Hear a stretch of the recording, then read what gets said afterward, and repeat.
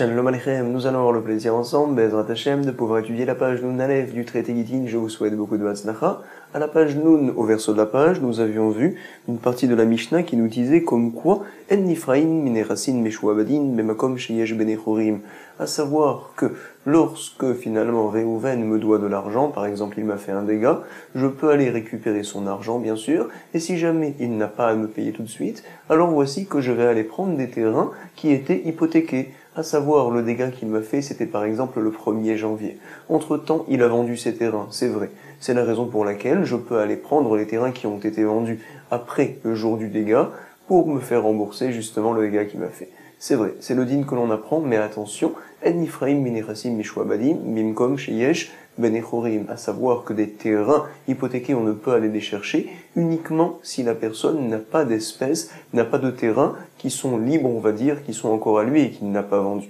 Ce din-là, on le comprend tout à fait. Pourquoi ? Parce qu'en effet, lorsque je vais acheter un terrain, alors je dois me soucier, justement, est-ce que cette personne-là n'a pas de dette ? C'est vrai, si je ne le fais pas, alors je suis pochéa, c'est pas sérieux. C'est la raison pour laquelle, par la suite, la personne pourra venir encaisser mon terrain.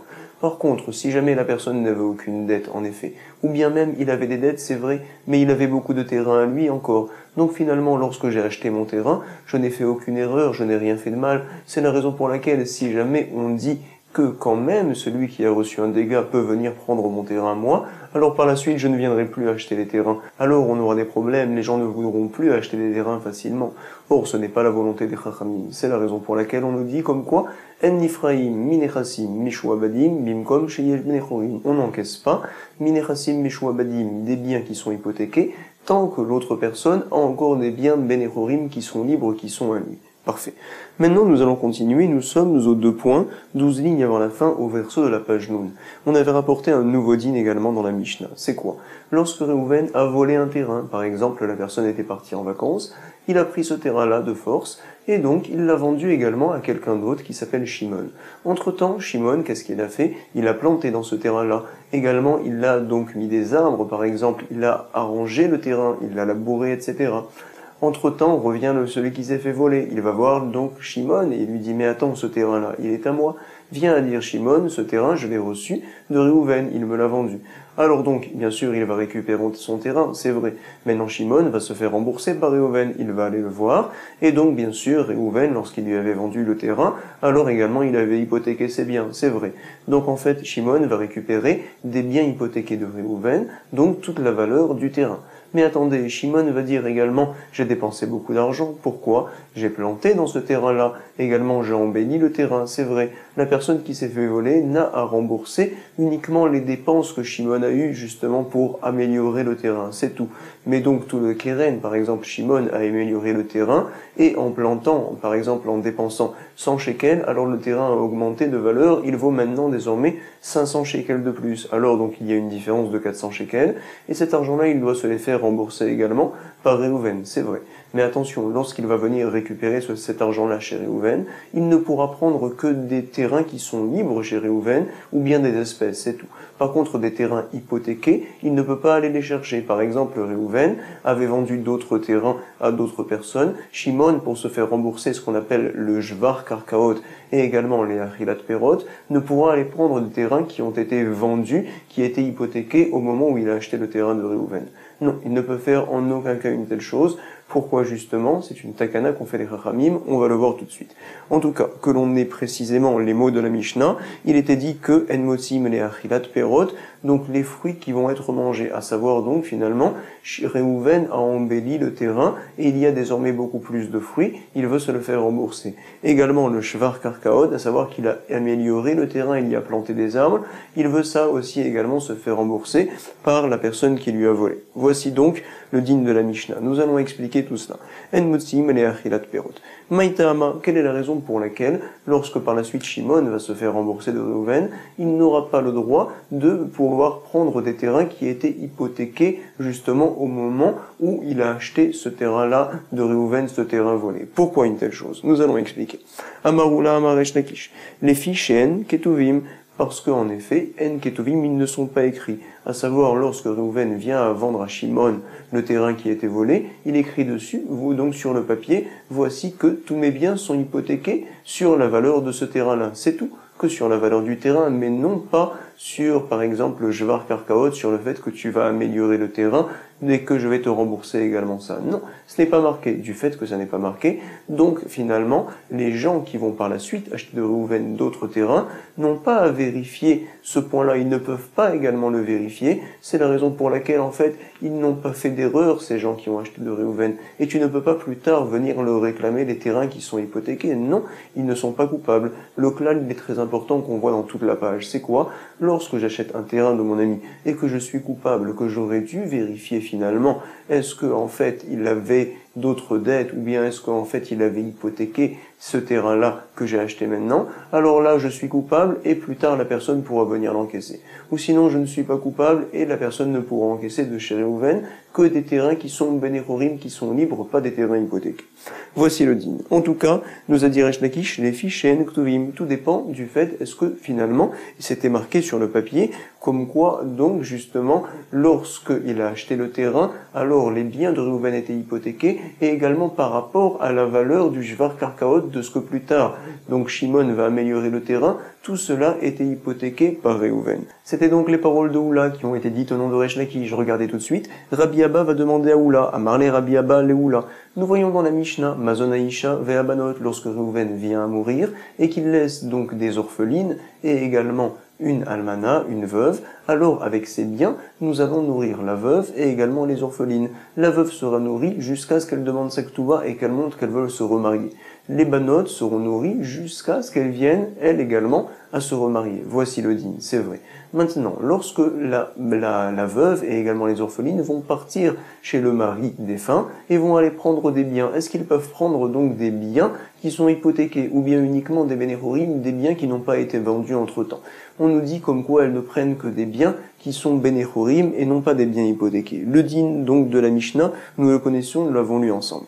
Amarli Rabbi Abba Leoula, et il va demander donc Rabbi Abba Oula. Mais attends, Véa, et pourtant, Mazon Aisha Véa Banot, voici que des Keman d'Ektiv et d'Amé, finalement cette chose-là est marquée donc dans le Béché, le Beddin, dans les tribunaux, c'est ce qu'on appelle un Tnaï Beddin, bien que ça n'est pas marqué en toutes lettres, lorsque Reuven vient à se marier dans la Touba, mais c'est comme si c'était marqué, parce que en plus, c'est une chose qui est connue par tout le monde, et on considère donc que c'est tenu par le Beddin, par le tribunal, comme c'est considéré comme étant écrit. Et toi, tu nous as dit, ou là au nom de Resh Lakish, que toute chose qui n'est pas écrite, c'est le problème unique qui fait qu'on ne peut pas aller encaisser des terrains hypothéqués. Alors voici ici donc la veuve et également les orphelins pourraient aller prendre des terrains hypothéqués. Pourquoi pas? C'est ce qu'il demande. Amar les Rabbi Abba les Oula. Vea et pourtant Mazonaïcha ve'abanot dekeman dektive damé. C'est comme si c'était marqué et finalement vectané. Pourtant on a enseigné en motzin, on peut pas aller prendre des terrains hypothéqués. J'ai un problème. Voici la réponse tout de suite qu'a dit Oula. Amarle hatam là-bas. Dès le départ, Meikara, la takana des Rachamim a été faite de cette manière-là. Hachi itkun ketuvim hen etzel benechorim. C'est vrai, on considère comme si c'était marqué ce din-là, mais uniquement au sujet des biens qui ne sont pas hypothéqués, des biens benechorim qui sont libres. Par contre, on ne considère pas que ce din-là est écrit au sujet des terrains qui sont hypothéqués. Ven ktuvim hen etzel meshoabadin. Donc cet din particulier ne m'apporte pas de problème d'ici. Nous allons confirmer l'enseignement de Resh Lakish par les paroles de Rabbi Yochanan. Vechen amar Rabbi Assi ma Rabbi Yochanan, les fiches en ktuvim. C'est donc parce que ça n'est pas écrit, en effet, qu'on ne peut pas encaisser des terrains hypothéqués. Amar les Rabbi Zera les Ravasi, Veha, la même question a été demandée à Rabbi Yochanan, Veha mazon aisha veha banot keman dektiv et damou, et pourtant il a été enseigné vectané en motzin, et sur ce, Rabbi Assi a répondu, Amarle meikara dès le départ, ainsi, donc les Chachamim ont fait la takana, Hachi itkun ketuvim etzel benechurim, on considère que c'est écrit au sujet des terrains qui sont libres, ven ktuvimen etzel meshuabadim, on ne considère pas qu'ils sont écrits au sujet des terrains hypothéqués. Voici la takana qui a été faite. Nous allons voir une deuxième opinion contre Resh Lakish et Rabbi Yochanan, c'est donc Rabbi Hanina. Qu'est-ce qu'il nous dit? Rabbi Hanina Amar, les filles chez En Ktsuvim. La raison pour laquelle on ne peut aller encaisser des terrains hypothéqués, uniquement des terrains qui sont libres, par exemple dans le cas de la Mishnah au sujet de Achilat Perot et Jvar Karkaot, c'est pourquoi? Parce que les filles chez En Ktsuvim, parce que ça n'est pas fixe. On ne sait pas vraiment le montant donc auquel on peut arriver. Par exemple, Réhouven a vendu un terrain qui a été volé, c'est possible que Shimon vienne à embellir le terrain d'une valeur même de 5000 shekels par la suite, et qu'il vienne réclamer tout cet argent-là à Réhouven, puisque ça n'est pas Katsouf, ça n'est pas fixe. C'est la raison pour laquelle nous ne pouvons en aucun cas dire que tous les biens de Réhouven sont hypothéqués à ce sujet-là. En effet, les gens auront peur par la suite d'acheter des terrains à n'importe qui. Pourquoi? Ou là, et que quelqu'un viendra me voir et me dira, alors tu me dois 5000 shekels, 6000 shekels, parce que j'ai fait telle et telle dépense sur un terrain qui a été volé, et donc je l'ai amélioré, alors tu me dois cela. C'est la raison pour laquelle, lorsque c'est pas Katsouf, on ne peut pas encaisser des terrains qui sont hypothéqués. Comme ça nous dit Rabbi Hanina. Rabbi Hanina Amar, les fiches chez En Ketsovim. Maintenant, nous allons nous demander qu'a voulu nous rapporter précisément Rabbi Hanina. Quelles sont les conditions qu'il demande? Iba Eleu. Ah, voici la question. Les Rabbi Hanina, Ketsovim, Vektuvim, Bae. Quand est-ce que selon Rabbi Hanina, on peut prendre des terrains qui sont hypothéqués? Quand il y a cette condition-là qu'il nous a dit Ketsovim, que ça soit fixe, mais également, il faut que ça soit écrit. Quand il nous a dit Ketsuv, c'est simplement qu'il vient rajouter aux paroles de Rabbi Yochanan, comme on le voit ici. Iba Eleu, les Rabbi Hanina. Ketsuvim, Vektuvim, Bae. On doit avoir deux conditions. Ou bien, peut-être que non. Le fait que ça soit fixe, même si ça n'est pas écrit, c'est suffisant pour aller prendre désormais des terres hypothéquées. Odilma, ou peut-être Ketsuvim fixe, Ve'afalpi, Shenan Ketuvim. Voici donc la question que l'on a. Que pense Rabbi Hanina? La Gemara va désormais, dans les 20 prochaines lignes, apporter des preuves à ce sujet-là. Tashma, regardez, il a été enseigné. Deitmar, il a été dit, Mishemet veiniar shtebanot. Alors on a une personne qui est partie de ce monde-là et qui a laissé deux filles, c'est vrai. Alors il y a un dîne qui s'appelle Isur Nechassim. Toute fille a le droit de pouvoir prendre un dixième de l'argent du papa, c'est vrai, pour pouvoir par la suite se marier, ce qu'on appelle Isur Nechassim. En attendant, elle est nourrie avec les biens de son papa. C'est vrai, quand elle décide de se marier, elle a le droit de recevoir, ce qu'on appelle la nidounia, bien sûr, de recevoir un dixième des biens du papa pour qu'elle puisse, avec dignité, se marier. C'est vrai. Deitmar Mishemet, quelqu'un qui est parti de ce monde-là, et il a laissé deux filles, Véniar, Shtebanot. Il y avait également, donc on va le voir, un frère. On nous dit ici pour l'instant, donc, ou Ben, Vekadma Arishon, Venatla, Isur Nechassim. On sait bien sûr, quand il n'y a pas de frère, alors les deux filles vont hériter, c'est vrai. Ici nous parlons qu'il y a un autre frère qui devrait, normalement, recevoir l'héritage, c'est vrai. Alors on nous dit ici, Vekadma Arishona, la première des deux filles est partie recevoir déjà un dixième des biens du papa. Elle voulait en effet se marier. Et donc, on nous dit, Vekadma Arishona, Venatla, et elle a pris le dixième des biens. Isur Nechassim. Isur, c'est donc comme Aiser, 10, et ici c'est un dixième des biens. Qu'est-ce qu'il s'est passé entre-temps? Donc la deuxième a voulu prendre le Isur Nechassim, mais avant qu'elle le réclame, le frère est mort. Velo Ispika, elle n'a pas eu le temps, la deuxième Shnia, les gavotes d'encaisser, jusqu'à ce que le frère soit mort. Hatchemet Aben. Puisque le frère est mort, bien sûr, alors voici que les sœurs désormais vont avoir l'héritage. Alors elles n'ont pas besoin de Isur Nechassim. Quoi qu'il arrive, elles pourront bien sûr se marier avec dignité. C'est vrai.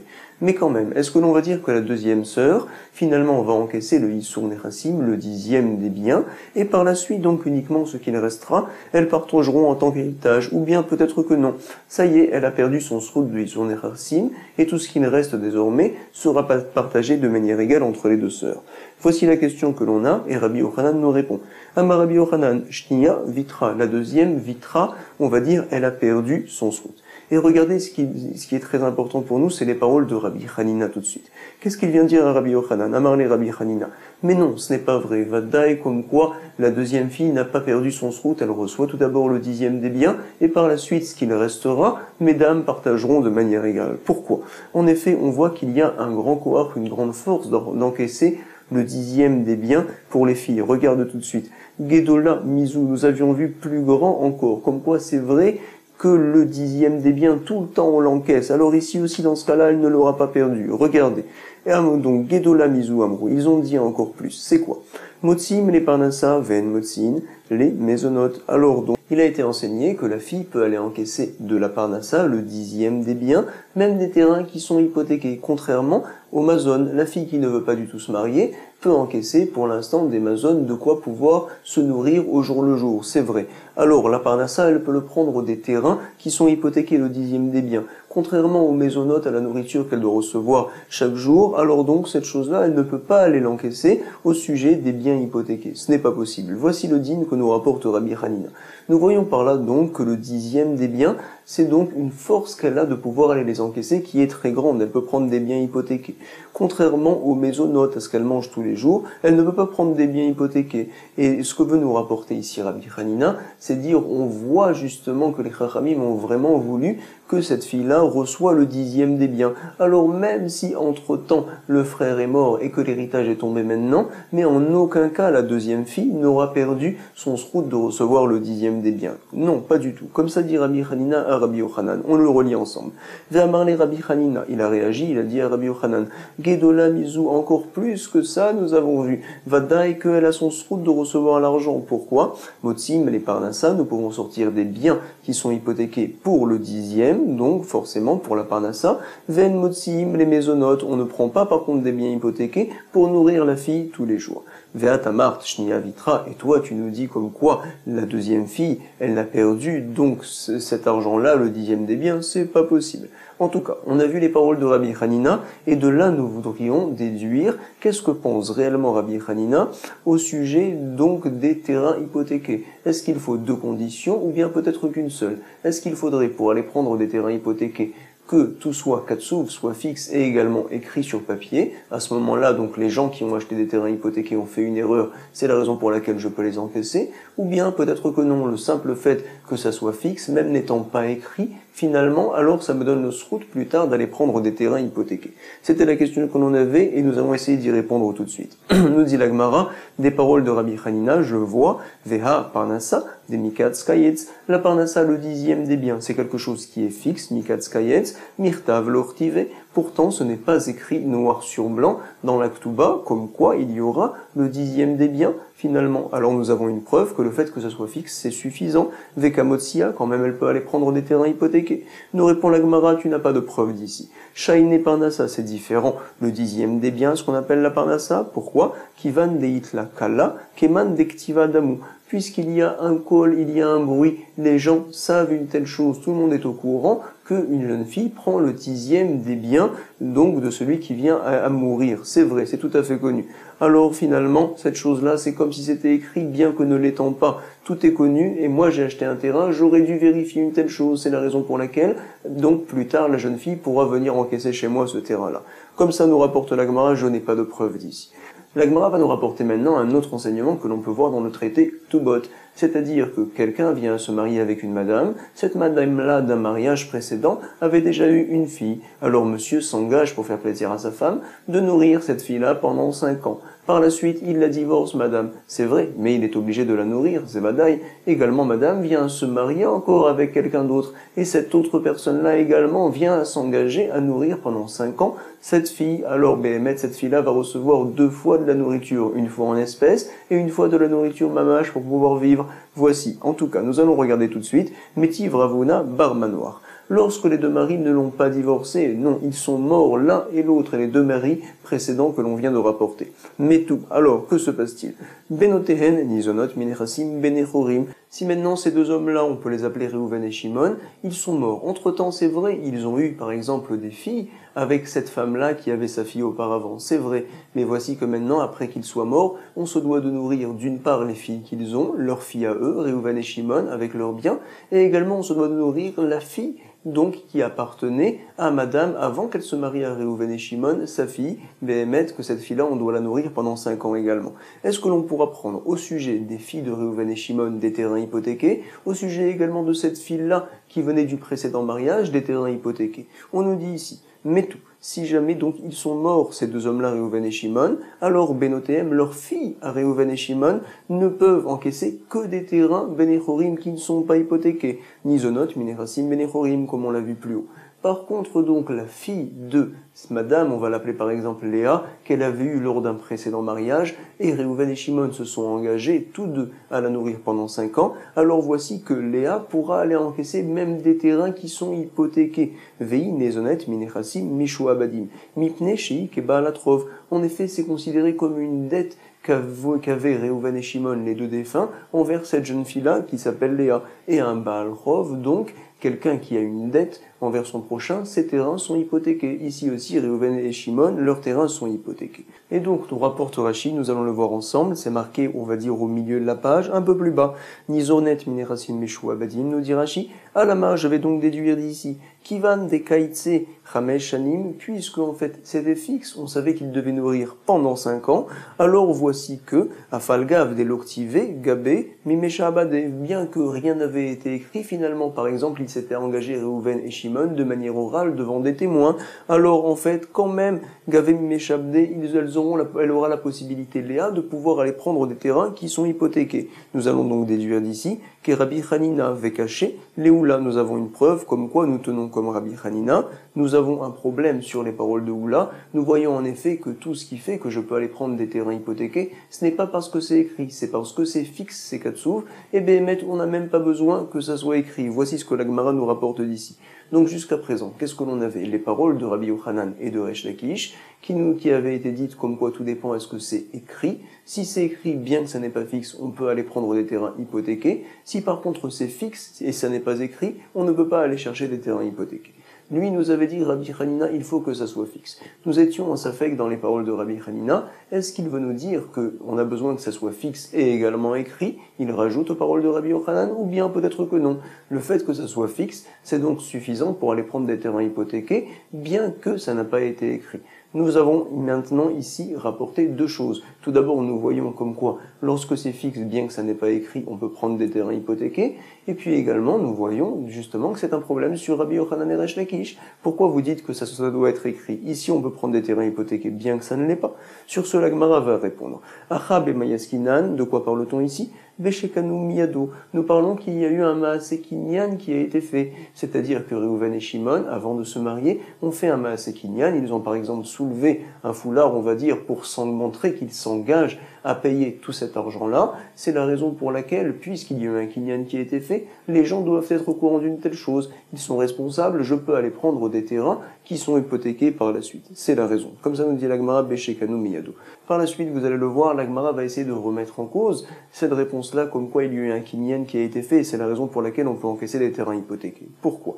En effet, les Chachamim ont parlé des filles de Réhouven et Shimon, qu'ils ont eu de leur mariage, c'est vrai, et ils ont parlé également de cette Léa-là, qu'avait eu donc la femme avant de se marier avec Réhouven et Shimon. Puisqu'on les compare, alors ça veut dire qu'on parle dans les 2 cas, donc précisément des mêmes situations, des mêmes conditions. Iachi benot nami. Donc de la même manière qu'il y a eu un kinyan qui a été fait au sujet de cette fille Léa, il y a eu également un kinyan qui a été fait au sujet des benot, au sujet des filles de Réhouven et Shimon, qu'il doit les nourrir. Pourquoi donc ne recevraient-elles pas des terrains qui sont hypothéqués? Il a été dit en effet plus haut qu'elles ne reçoivent pas, elles, des terrains hypothéqués. Iachi benot nami. Nous dit la Gemara, Beshekanu lazu, Velokanu lazu. Nous parlons dans un cas en effet où il y a eu un kinyan qui a été fait au sujet de Léa, mais pas au sujet des filles que Réhouven et Shimon ont eues par la suite.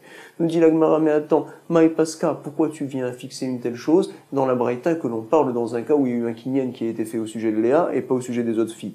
Alors c'est ce qu'on nous dit ici, Maï Paska. Réponse, Batishto, Deave Beshat Kinyan, Meanela Kinyan. Réponse, tu sais comme quoi en fait, il y a eu un kinyan qui a été fait pour les 2, mais la différence c'est que Léa, du fait qu'elle était déjà en vie quand le kinyan a été fait, alors le kinyan marche, il est chal.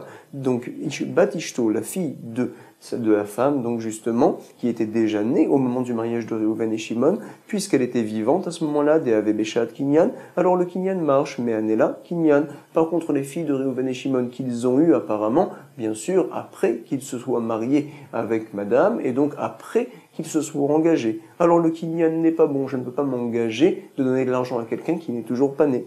Bito, Deloave Beshat Kinyan, Lo me Anela Kinyan, voici la différence. Sur ce, nous dit la Gemara, mais attends. Puisqu'on les compare, ça veut dire donc qu'on parle précisément du même cas, c'est la même situation entre ces 2 filles-là et Léa, c'est vrai. Alors tu sais, ça peut arriver également, comme quoi les filles de Réhouven et Shimon sont vivantes lorsque Réhouven et Shimon viennent à s'engager. Par exemple, Réhouven s'est marié la première fois, il a eu une petite fille, il a divorcé sa femme et il s'est remarié avec elle, par exemple. Et donc, apparemment, on apprendrait que bien qu'elle soit vivante, quand même, ça ne marcherait pas le kinyan. Parce qu'il faut donc qu'on compare les 2 cas, et donc il faudrait qu'on ait précisément la même situation. Milo Askinan, n'est-ce pas que l'on pourrait parler également d'un cas? De Avou, Tarbayou, elles étaient toutes là. Béchat, Kinyan, au moment où Reuven et Shimon se sont engagés. De quoi parlerait-on? Vechidame, à quoi ça ressemble? Des Girsha, Ve'adra, lorsque Reuven a divorcé et qu'il l'a reprise. Lorsque Shimon a divorcé et qu'il a repris sa femme, c'est vrai. Et là, Bito de Betna et Bedin. Donc finalement, nous avons un problème. On ne peut pas dire qu'il y a eu un kinyan qui a été fait envers cette fille Léa-là, parce que sinon, pour la même raison, les autres filles également, la fille de Reuven et Shimon cette fois, devraient recevoir des terrains hypothéqués. Or, il a été enseigné qu'elles ne peuvent avoir que des terrains qui sont libres, Ben et Chorim. Donc on se doit d'expliquer différemment pour ne pas qu'il y ait un problème sur les paroles de Rabbi Yochanan. On nous dit, et là, Bito de Betna et Bedin keachla lomeane ala kinyan. Béhémet, oui, je vais te dire qu'il y a eu un kinyan qui a été fait au sujet de toutes ces filles-là. Mais comme donc les filles de Réhouven et Shimon, puisque de toute manière c'est le Beddin qui s'engage à ce que soient nourris les enfants d'une personne lorsque la personne vient à mourir, c'est ce qu'on appelle un Tnaï Beddin, une condition qui est fixée par le tribunal. Donc le kinyan ne sert à rien puisque c'est un Tnaï Beddin. Donc le kinyan, on n'y fait pas cas. C'est la raison pour laquelle on ne pourra pas dire qu'elles vont recevoir des terrains hypothéqués du fait que le kinyan a été fait. Ce que l'on rapporte ici, nous dit la Gemara. Contrairement à Léa, puisque Léa, il n'y a eu aucun Tnaï Beddin qui a été fait. En effet, ça n'est pas la fille ni de Réhouven ni de Shimon. Donc le kinyan, finalement, on y tient compte. C'est la raison pour laquelle on pourra aller prendre des terrains qui sont hypothéqués. Comme ça, la Gemara nous rapporte justement l'explication de la Mishnah pour ne pas qu'il y ait de problème sur les paroles de Rabbi Yochanan et Resh Lakish. On nous dit, et l'habito, au sujet de la fille, des Betnaï Beddin, c'est une condition que ça a été enseigné que Keachla, qu'elle peut manger avec les biens du père qui est défunt. Donc le kinyan ne sert à rien. L'homme et anela kinyan, puisque déjà il y a un Tnaï Beddin, le kinyan on n'en tient pas compte. Batishto, la fille de cette femme-là qui était née au départ, donc qu'on appelait Léa, Delav betnaï Beddin kalachla, elle ne mange pas grâce au Tnaï Beddin. Alors mais anela kinyan, le kinyan peut marcher et on en tient compte.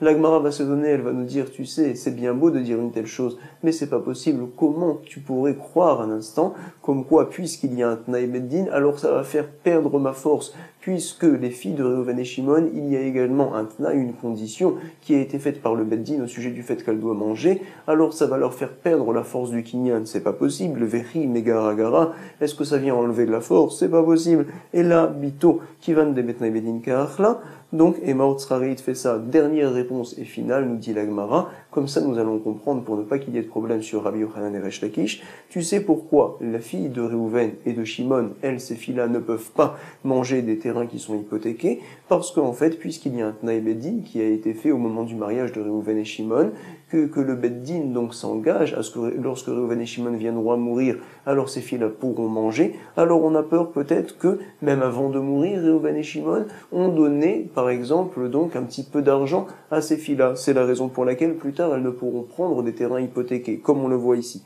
Kivan, puisque le Tnaï Beddin Keachla, elle mange grâce au Tnaï Beddin, on a peur qu'avant de mourir, Réhouven et Shimon ont donné des petites liasses de billets, on va dire, à ces filles-là. Imor, peut-être, Sraré, il te fait ça, elle a attrapé des Sraré, on va dire des pochettes d'argent. Et alors, quel est le problème? Donc finalement, toutes les personnes qui ont acheté des terrains, qui ont des terrains Meshouabadin hypothéqués, vont dire, mais attends, qui te dit que ce terrain-là te revient? Peut-être que tu as reçu déjà un petit peu d'argent de ton père, donc tu ne pourrais pas prendre le terrain. C'est la raison pour laquelle elles ne pourront encaisser que des terrains qui ne sont pas hypothéqués. La Gemara va nous rapporter maintenant une autre braïta, c'est celle de Rabbi Nathan. Il a été enseigné bien sûr encore une fois dans la Mishnah, que le Jevar Karkaot et également les Achilat Perot, on ne peut encaisser uniquement que des terrains qui ne sont pas hypothéqués, des terrains qui sont libres, c'est tout. Tashma, que nous a dit Rabbi Nathan, Amar Rabbi Nathan.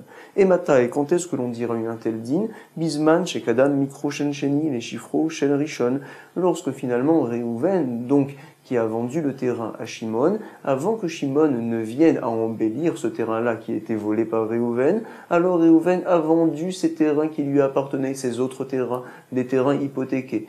Puisque donc avant que Shimon améliore le terrain, alors Réhouven avait vendu ces terrains, c'est la raison pour laquelle plus tard, lorsqu'on se rendra compte que le terrain a été volé, Shimon ne pourra pas aller prendre les terrains hypothéqués que Réhouven avait vendus. Pourquoi? Parce qu'il les avait vendus avant que Shimon ne vienne à améliorer le terrain. Et donc les gens ne pouvaient pas faire attention à une telle chose. C'est ce que l'on dit ici. Et Mata, et quand est-ce que ce din-là est Shayar de la Mishnah?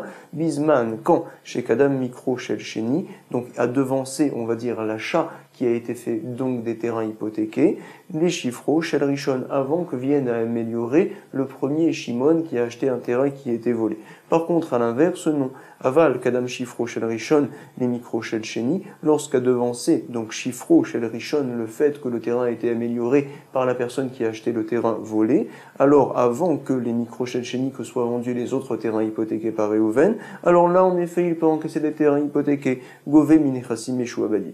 Voici le digne de Rabbi Nathan, et nous allons déduire maintenant de ces paroles. Alama, je déduis. Mishum des lokadim.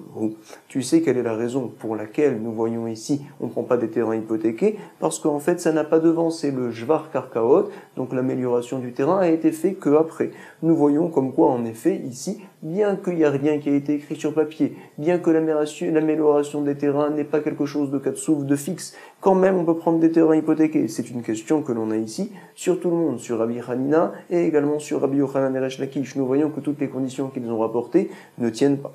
Nous dit la Gemara, tu sais, Tanaïhi, c'est une marloquette Tanaïm, Resh Lakish, Rabbi Yochanan et Rabbi Hanina également d'autre part, ont sur qui s'appuyer. En effet, qu'est-ce qu'ils pensent? Des Tania, regardez les Tanaïm qui disent En Motsim le Achilat Perot ou les Jevar Karkaot ou les Mazon Aisha et Abanot, on ne peut prendre de ces choses-là des terrains hypothéqués, Minechassim Meshu Abadim. Pourquoi? Pour arranger le monde, Mipnetikuna Olam, et on nous dit les fichen, Koni, Shen, Ketuvim, pour arranger le Mekar ou même car, les ventes et les achats. En effet, donc, quand on va prendre facilement des terrains hypothéqués, les gens ne voudront plus après par la suite acheter des terrains.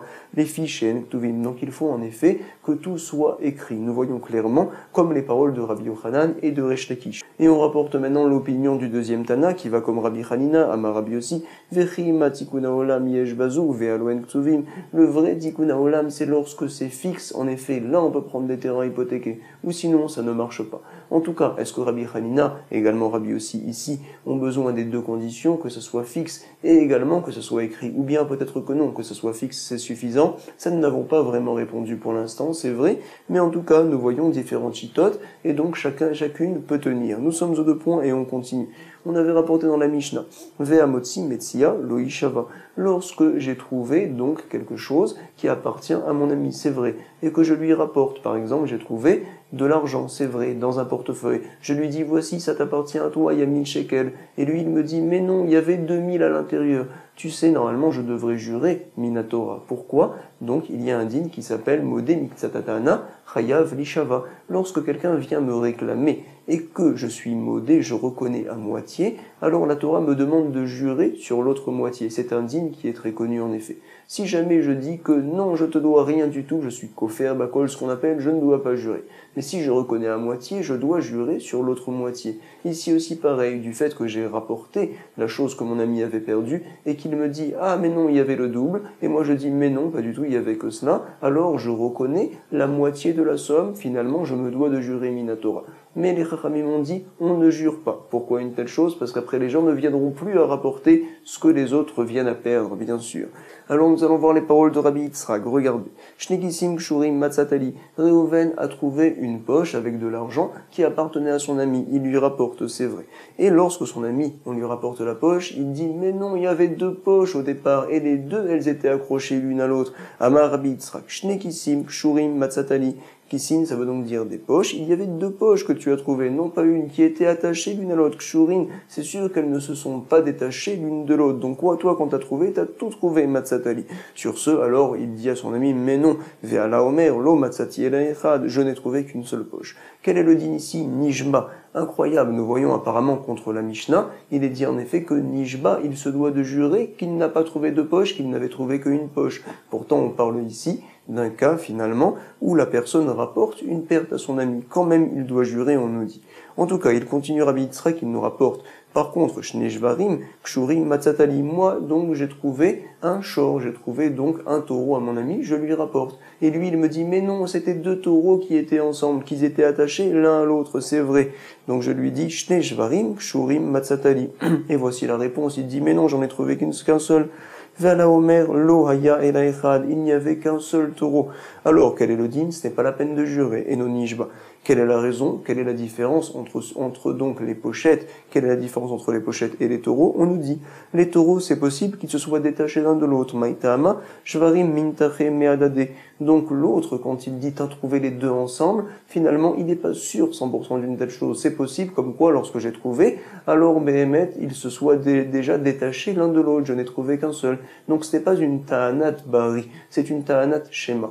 Contrairement au sujet des pochettes, la personne est sûre de ce qu'il dit, c'est sûr que tu as trouvé deux pochettes, ils ne se sont en aucun cas détachés l'une de l'autre.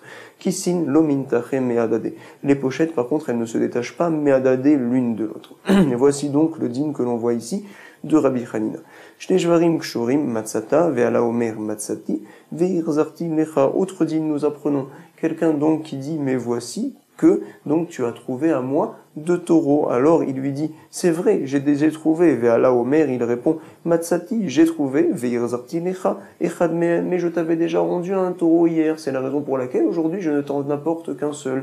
Donc finalement ils ne sont pas d'accord. Est-ce que hier il y a eu un taureau qui a été rendu ou pas? Quel est le din? On nous dit Harezenishba, il faut jurer. Maintenant, nous allons analyser les paroles de Rabbi Yochanan qui apparemment vont à l'encontre de la Mishnah.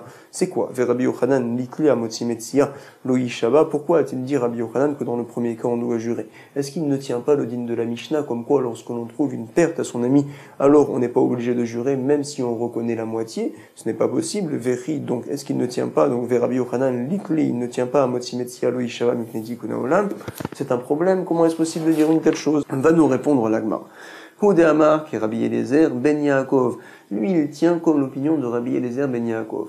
Et nous allons voir Rabbi Eliezer ben Yaakov, qui, on va dire, dans un cas qui ressemble, dit également que l'on se doit de jurer. Nous allons voir. Détania, il a été enseigné, Rabbi Eliezer ben Yaakov Omer, Pe'amim Shadam Nishba Altanadatsmo. Il y a des fois où une personne va jurer, bien que lui-même, on va dire, s'est rentré dans la situation. Ce qu'on appelle Ta'anatatsmo. Il a été Toen sur lui-même. En effet, quand même il va jurer. Ketsat, comment? Lorsque Réhouven va voir Shimon. Shimon a hérité de son père, le papa est mort. C'est vrai. Alors il dit à Réhouven, à Shimon, voici que Mané, Leavicha, Beyadi. Il y avait donc une certaine somme d'argent, 100 shekels, qui appartenait à ton père avant qu'il meure, Leavicha, qui était entre mes mains, Beyadi. Mais sache que je lui ai déjà remboursé la moitié, 50 shekels, avant qu'il ne vienne à mourir. Ve'echaltiv, pras, c'est vrai. Arezé, Nishba. Et donc, par la suite, est-ce qu'il se doit de jurer sur les autres 50 shekels au fils de Réhouven, au fils du défunt, ou peut-être que non? On dit que oui, il faut jurer, comme ça nous apprend Rabbi Eliezer ben Yaakov. Vezehu shenishba altanatatsumo, et il nous dit donc à ce sujet-là, je considère que la personne jure, bien que c'est lui-même, on va dire entre guillemets, qui s'est rentré dans ce problème-là, donc Vezehu shenishba altanatatsumo.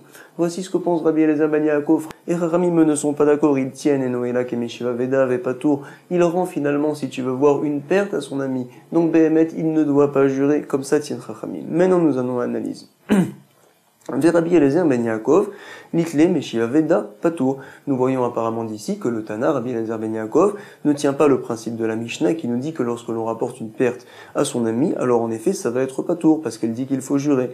Et Rav va nous répondre non. Amarav, Betoano, Katan. Nous n'allons pas dire que Rabbi Eliezer ben Yaakov est cholek avec la Mishnah, on va dire qu'il parle dans un cas particulier, à savoir que c'est l'orphelin, le petit enfant, qui était mineur, qui avait moins que 13 ans également, qui est venu et qui a dit, voici que tu dois de l'argent à mon père avant qu'il vienne à mourir, tu lui devais 100 shekels et c'est moi qui hérite, c'est à moi qui dois les recevoir. On parle dans un cas, finalement, où la personne ne vient pas rendre de son plein gré l'argent, c'est en fait le petit enfant qui est venu lui réclamer. Et donc, penserait Rabbi Eliezer ben Yaakov, comme quoi il faut jurer. Chachamim diront non, il faut pas jurer. En effet, puisque c'est un petit enfant, je pourrais vite lui dire mais non, je dois rien. Du fait que j'ai dit oui, je dois, c'est de mon plein gré que je dis une telle chose. Donc, Behemet, je ne dois pas jurer sur ce qui reste. Comme ça vient nous enseigner Rav. Betoano Katan. Mais attends, nous dit l'Agmara. Katan mide mamacha idbe. C'est sûr qu'un petit enfant, il n'y a aucune mamachoute, aucune importance à ses paroles. Donc, vadaï que c'est considéré comme si je rapportais une aveda à mon ami. Et finalement, je ne devrais pas jurer. Regardez dans une Mishnah dans le traité Shvuot. Ve'atnan en nishbaim altanat rerej vekotishote bekatan. On ne jure pas lorsque un sourd muet, ou bien un choté un fou, ou bien également un katan, un petit enfant, sont venus me réclamer des choses. Leur ta'ana, ce n'est rien du tout. Sur ce, donc, va dire la Gemara, voici. On va t'expliquer la marloquette de Rabbi Eliezer ben Yaakov et Chachamim différemment. C'est quoi? Ce n'est pas un petit enfant qui est venu récupérer l'argent et l'a réclamer chez Réhouven. Non. C'est un grand, en effet, c'est l'orphelin qui avait donc plus que 13 ans. C'est un grand. Maïkatan Gadol. Pourquoi on l'appelle ici petit? On explique. Maïkatan Gadol, vea Maïkarele Katan, Delegabe Milede Aviv Katan. Parce qu'en effet, au sujet des biens de son père, au sujet des affaires de son père, c'est considéré comme un petit enfant. En effet, donc un orphelin ne sait pas vraiment qu'est-ce que le papa avait fait. Donc en fait, quelle est la situation que nous avons ici? C'est celui qui a hérité, l'orphelin, qui vient à dire, alors qu'il est grand, il vient à dire à Réhouven, voici que tu devais 100 shekels à mon père. Et Réhouven lui dit non, Béhémet, je lui devais 100 shekels, c'est vrai, mais j'ai déjà remboursé 50 de toute manière. Puisqu'il est modé Memitzat Atahana, il reconnaît la moitié, il doit jurer, selon Rabbi Eliezer ben Yaakov et Chachamim pense, comme quoi il ne doit pas jurer. C'est ce que l'on dit ici. En tout cas, la Gemara a un problème. Pourquoi? Ici, c'est ainsi, dans les mots de la Braïta, on n'aurait pas dû dire Ta'anatatsmo, que la personne donc est Toen sur lui-même, finalement, comme s'il venait de plein gré dire qu'il devait telle somme d'argent. C'est pas vrai. C'est d'autres personnes qui viennent lui réclamer. Iari Ta'anatatsmo, on aurait dû dire dans la Braïta Ta'anat Acherim. Alors nous dit la Gemara Ta'anat Acherim ve'oda tatsmo. On va changer un peu la compréhension de la Braïta. On parle en effet de Ta'anat Acherim, c'est en effet l'orphelin qui vient réclamer, mais lui quand même oda tatsmo, il reconnaît de son plein gré. En effet, puisque justement cet enfant-là, on va dire, c'est vrai qu'il est majeur, mais en tout cas il ne sait pas vraiment qu'est-ce qui se passe chez son père, donc il n'est pas sûr quand il vient me réclamer. Et donc moi, lorsque je lui dis c'est vrai, je dois la moitié, en fait je dis ça de mon plein gré, de tout mon cœur. C'est considéré comme une odaat atzmo, nous dit la Gemara, et on comprend la Braïta. C'est donc, nous dit la Gemara, ta'anat acherim ve'odaat atzmo. Sur ce, elle va se demander la Gemara, mais attends, kuleu ta'ana nami, ta'anat acherim ve'odaat atzmo. Dans tous les cas, c'est une ta'anat acherim ve'odaat atzmo, à savoir, nous ne comprenons pas la raison de Chachamim. Pourquoi disent-ils, comme quoi on ne doit pas jurer? En effet, puisqu'il est venu réclamer au départ l'argent, donc moi, quand je reconnais, finalement, c'est pas que je reconnais, ce n'est pas de mon plein gré, Béhémet, j'ai eu une ta'ana, on est venu me réclamer l'argent, donc Béhémet, puisque je reconnais à moitié, je me dois de jurer, comme le demande la Torah. Pourquoi Chachamim pense qu'on ne doit pas jurer? Ça n'est pas une Meshiva Veda? Nous dit la Gemara, voici la réponse. Et là, des Rabbah kamiflagués. Ils sont en marloquette au sujet de Rabbah. C'est quoi? Comment est-ce possible que la Torah dise que lorsque je suis kofer bakol, je renie complètement que je dois à quelqu'un, rien du tout je te dois, alors je dois pas jurer? Quand par contre donc, je reconnais que je lui dois à moitié, alors je dois jurer. Mais attends, il devrait y avoir un migo. Tu sais, crois-moi, parce que si j'avais envie de te mentir, je t'aurais dit que je te dois rien. Donc Béhémet, je ne dois pas te jurer. Alors Rabbah nous a expliqué une telle chose. Tu sais, il n'y a pas de migo au sujet de modé miktsat. C'est la raison pour laquelle la Torah a demandé finalement que l'on vienne à jurer. Pourquoi? En effet, quand on me réclame justement de l'argent, alors moi je n'ose pas dire non, c'est pas vrai, je ne te dois rien. En effet, puisque je sais au fond de moi que en tout cas la moitié je lui dois, alors cette personne-là, il m'avait prêté, il m'a fait la gentillesse de me prêter par exemple de l'argent, je n'ose pas lui dire je ne te dois rien. Mais Béhémet, je n'ai pas beaucoup d'argent à lui donner. Alors je lui dis, je te dois la moitié, et l'autre partie, je te l'ai remboursée. Et je pense au fond de mon cœur, quand j'aurai plus tard l'autre somme d'argent, je viendrai à lui donner.